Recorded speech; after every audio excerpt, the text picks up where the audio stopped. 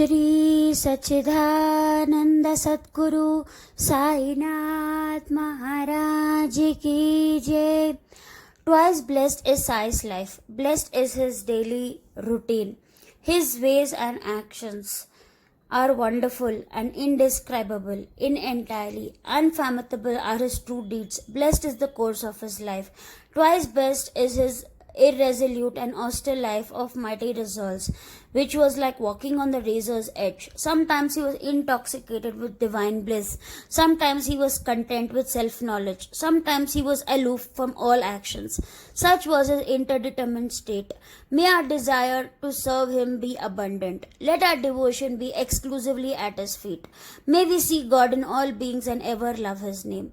Where there is no fear of death and no precepts and prohibitions, life carries on without any fear whatsoever. This is the divine heavenly state, the same essence that pervades from the Brahma to the animate, filling the immovable and immovable alike. That same essence is also there in the other world as well as here.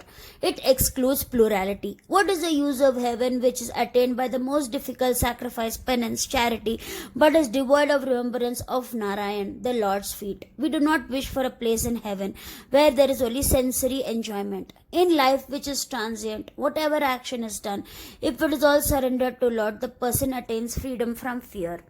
Knowledge acquired upon the unicorn of Brahman and Atman, that is the permanent and the means of achieving the very best. For that the best place is the earth and not the heavens. Surrender to the Guru's body, speech and mind and the 5 pranas. The questioning intellect should be merged in the Guru and totally dependent on him. He who has even the slightest trace of separate identity will suffer the cycle of birth and death. For creation and destruction invariably follow that feeling. Baba's dormitory has already been described. One day he slept in the masjid, on the next in the chawadi, a small building containing a room or two near the masjid. This alternate sleeping in is both these buildings went on till Baba's Mahasamadhi. From 10th December 1909, devotees began to offer regular worship to Baba in the Chawadi. This we will now describe with his grace. When the turn of retiring to the Chawadi came, people flocked to the masjid and made bhajans and the mandap courtyard for a few hours. The Chawadi was also fully decorated with gold white ceiling mirrors and many sorts of lamps. On reaching it, Tatya went ahead and spread an asan and placed a bolster, made Baba sit there and made him wear good angakshara. Then the devotees worshipped him in various ways. They put on his head a mugut, which is a crown with a tuft above, placed garlands of flowers and jewels around his neck and marking his forehead with multi-mix vertical lines and a dot, as Vaishnava devotees do. They started at him for a long to their heart's content. Then they changed his headdress now and then and held it aloft on the head, fearing that Baba might throw it away. Baba knew the heart of them all and meekly submitted to all their methods without any objection. With these decorations, he looked wonderfully beautiful. When the aarti was over, the devotees returned home one by one, saluting Baba and taking his leave. When Tatya Patil offered chilam athar and rose water, rose to depart, Baba said to him lovingly, "Guard me, go if you like, but return sometimes at night and inquire after me." Replying in the affirmative, Tatyaba left the Chawadi and went home. Then Baba prepared himself to bed. He arranged 50 or 60 white chadars, one upon the other, and thus making his bed, went to rest. Did Baba know the innermost thoughts of all? Not to know of this superstitious action of the devotees, but considering their love and affection, he deliberately kept quiet.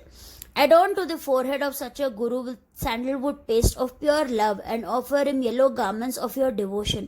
He will show to the devotees that which pervades in the universe. Offer him the throne of firm faith, decorate it with the right sattvic emotions and bathe him with the tears of joy. He will be pleased. In short, where the intellect comes to an end, there alone concrete turns back into the abstract. Nevertheless, the existence of the cause, that is the abstract, cannot be clouded, as existence shines everywhere. Complete knowledge of the Parabrahma is itself the absence of all evil. That itself is the ultimate achievement as laid down in the Shrutis and Smritis. So far is the ken of reason, which is intellect. Up to this only is the essential character of the individual soul. But that stage where there is no room either for existence or non-existence is the real stage of truth, that is the highest soul. He who chants Sai's name and has love for Sai in his heart is always assured of his well-being and repose. Sai himself protects him. How wonderful was Sai's smiling visage, which granted the purest of happiness. Blessed and fortunate is he who saw it and savoured the nectar of his words. To attain the grace and love from the Guru, pour down in the dust of his lotus feet. Bear in his mind his advice and experience it at every step. One needs the foundation of devotion to God, erect the temple of self-realization, and for the four spires of mukti, liberation to shine, and the flag of ecstatism to fly. Blessed is the greatness of chanting the Lord's name.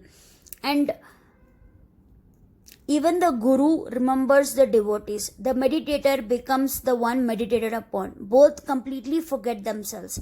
Sai, who is the treasure house of all virtues, is the grantor of liberation to his devotees. His stories destroy all sins of the Kali Yuga. Listeners should hear them.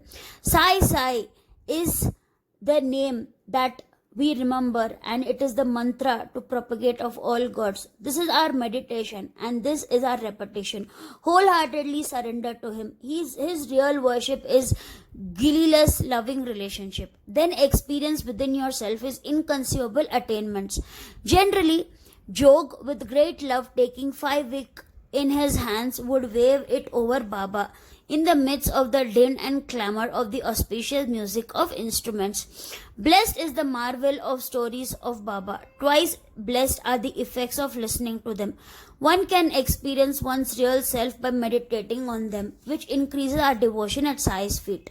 Hemmat surrenders to Sai. I encourage all Baba devotees to read the Sai Satcharitra every day and soak in Baba bliss. Baba bless you. Om Sai Ram.